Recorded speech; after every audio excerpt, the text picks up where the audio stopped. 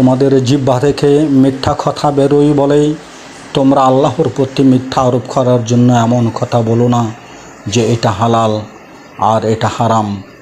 যারা আল্লাহ সম্পর্কে মিথ্যা উদ্ভাবন করে তারা কখনো কল্যাণ লাভ করতে পারে না। সূরাতুন নাহল 116 নম্বর আয়াত।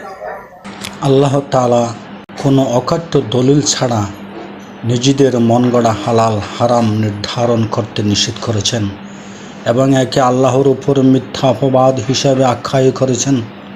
এই আয়াতে স্পষ্টভাবে বলা হয়েছে, যারা হালাল হারাম বিষয়ে আল্লাহর উপর মিথ্যা রটায় তারা কখনো সফলকাম হবে না।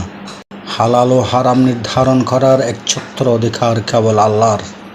শরীয়তের দলিল কোরআন ও হাদিস ছাড়া কোনো কিছুকে হালাল বা হারাম বলা আল্লাহর উপর মিথ্যা রটানোর শামিল।